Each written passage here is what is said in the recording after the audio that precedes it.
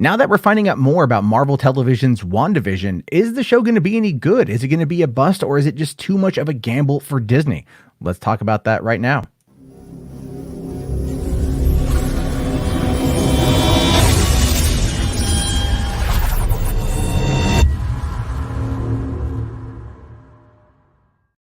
Hey, what's going on, everyone? How y'all doing? Matt Jarbo here at $3 Theater. And so for today's Let's Talk opinion rant video, I wanted to talk a bit about WandaVision because we got a little bit more info coming in through an interview with Elizabeth Olsen to Entertainment Weekly. And they asked her some questions. She was able to give a bit more information. Of course, not too much, but it still got me thinking about how much of a gamble, of an absolute gamble, this show is for not only Marvel Studios, but for Disney Plus in and of itself. And I say that because this is the first year, because of the current pandemic, that we haven't had any kind of Marvel movies in theaters since 2009. The MCU has been stagnant in 2020, and they've got to get something, even though now the current estimated release date is somewhere in early January 2021. So we're still a ways away from getting this show. However, that doesn't matter. Mandalorian's on right now, and I think that's what Disney Plus has.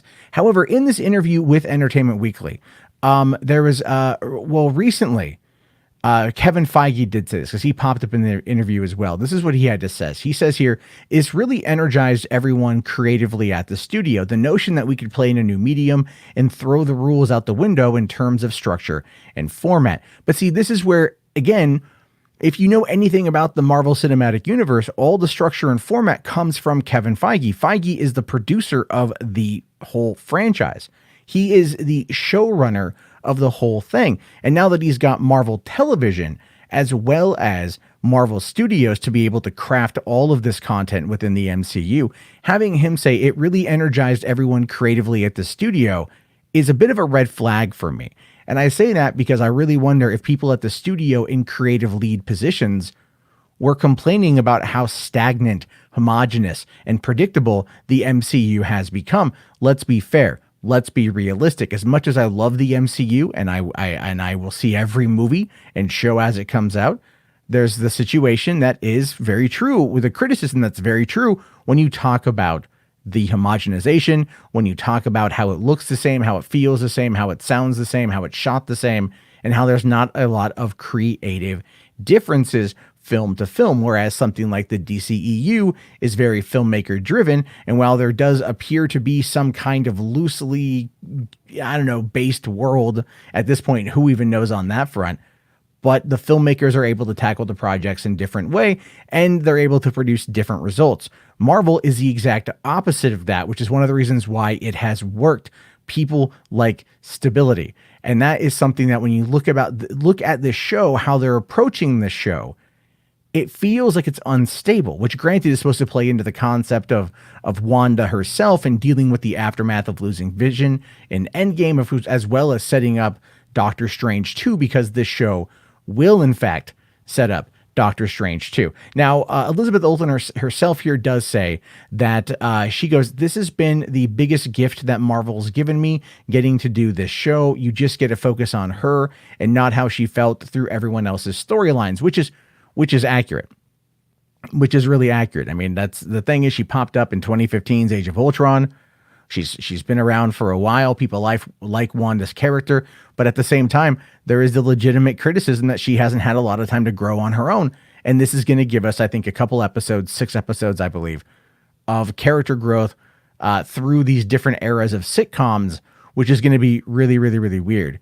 And so while the show is being compared to Bewitched or I Dream of Jeannie in regards to how it's looking at the 1950s style of sitcoms, we have seen certain shots that show more of contemporary 80s and 90s feel. There was one shot of her like in overall in suspenders that looked to me like a Roseanne-like comedy, that kind of situational comedy. And so that's what the show's going to be playing with. And again, my question then becomes, will the narrative be able to maintain the visual differences? People like homogenization. People like there to be a consistent storyline. If WandaVision is just crazy for the sake of being crazy, it does run the risk of losing and alienating audiences. Now, do I think that's going to happen? The answer to that is no. No, I don't think that's going to happen. I think audiences are going to devour it because, quite frankly, there's been no other Marvel content since last year, since Spider-Man, which was July of 2019. Now, going on, the show's head writer, Jack Schaefer, did say this about the idea of the show. He says, "We find Wanda and Vision living a blissful suburban existence, trying to keep their powers under wraps." That's the overall idea of what's this honeymooners-esque style show, this I Dream of Jeannie. I'm sure there's even going to be I Love Lucy tossed into the mix. They are very much, from the trailers, playing into the old 1950s rom-com sitcom aesthetic, which is great because I personally grew up watching a lot of those shows on like Nickelodeon or TV Land or things like that. And so I enjoy that kind of thing as well. But when you're talking about superheroes and you're trying to tell the story, how crazy could it potentially be? I mean, obviously there's something else that's going on with the series. Obviously we know that Vision is dead. There was that bit in the trailer where Catherine Hahn told him. So we don't quite know what the overall narrative is going to be. But when I talk about it being a gamble, when I talk about it being risky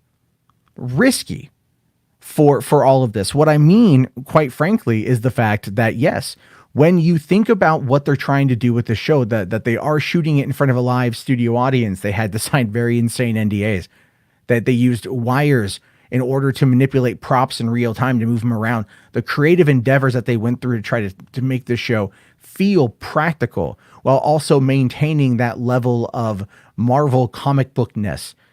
It could mesh really well and it could not mesh really well. We're just going to have to wait and see. I am, I know I might come across as a pessimistic son of a bitch on this one.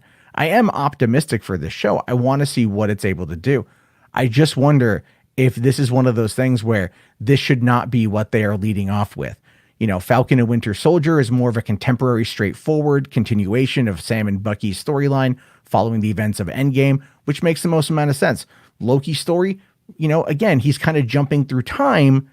It's a bit of a time traveler situation with his show. But again, Tom Hiddleston, it's like 6 episodes. It's very much going to be contemporary enough for audiences to dive into it. By making WandaVision the very first show that we get from Marvel, the new Marvel television on Disney Plus, it might set a bad tone.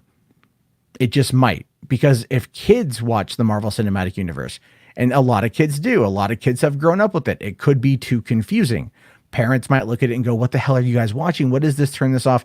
Go watch another movie or something." And it could just really sour a lot of people's opinions on Marvel-based television shows because of the zany nature of it. Now, that being said, it could also be absolutely fundamentally, wonderfully amazing, and I want it to be that way. But my whole point here is that this is, in fact, a gamble.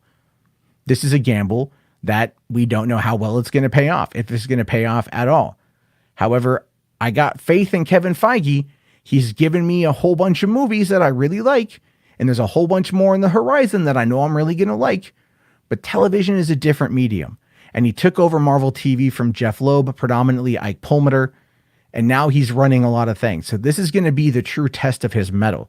If he is unable to actually swing this thing in the right way, we might find ourselves in a particular situation where the Marvel Cinematic Universe starts to, become as unraveled as Wanda Maximoff's mind in WandaVision, because it's simply just too many splitting plates and they start to fall. But anyway, I want to leave it to you, your thoughts, your opinions. Let me know down in the comment section. I'm very curious to know your thoughts on this one, because I feel like the show could be good. It could be great. It could be not. I don't know.